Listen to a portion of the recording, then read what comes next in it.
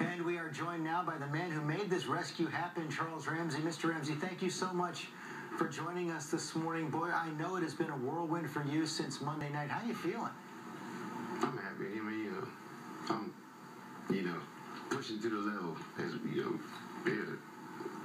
A little Red Bull helps. Okay, I understand that. And I also know that you do not like the word hero, but it is true that when you answered that door and helped kick it down, those young women were finally rescued after so long. Has that sunk in for you? Mm-mm. No? It's going to be a while, bro. No. I mean, I'm just, I don't know, I'm speechless. And you had never seen Amanda Berry before that moment when you went to her door? No. What did she say to you in those moments after you finally were able to get her out there and get her on the phone for the 911 call? She says, it's more girls in that house.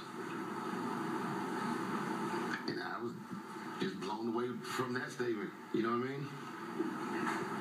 And when the police got there, they went up there and brought the rest of them out. And you had never seen anything of any of them before, even though you knew Ariel Castro a bit.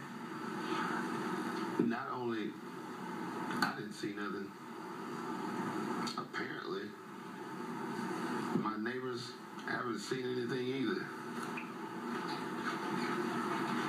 Now I've been there a year. She's been right there next door to me for a year. Every day since I've been on. Now, let me tell you something. When you move into a new neighborhood, see, I'm from the east side of Cleveland. I'm from Richmond Heights. I went to Brush High School. Okay? I went to Orange. Wait, we're rivals, but it's cool.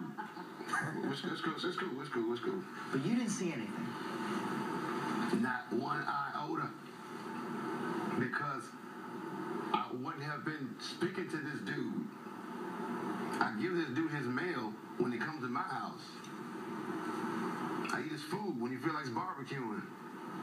When he feels like playing salsa music, I try to, maringue, you know what I mean? Had I known that, but it'd be a whole different interview now, wouldn't it? Sure would be a whole different interview. And so you ate ribs with him, you danced with him, you saw him every once in a while, and there was nothing at all in his demeanor that would give you the inkling that he could do something like this? No. Isn't that scary? It is. So either I'm that stupid, or his kind are that good. You've really become a phenomenon all across the country in the last 48 hours. I'm sure you've seen some of all the craziness going out all across the web, including that auto-tune of your original interview. How does that feel to you right now? If people are happy,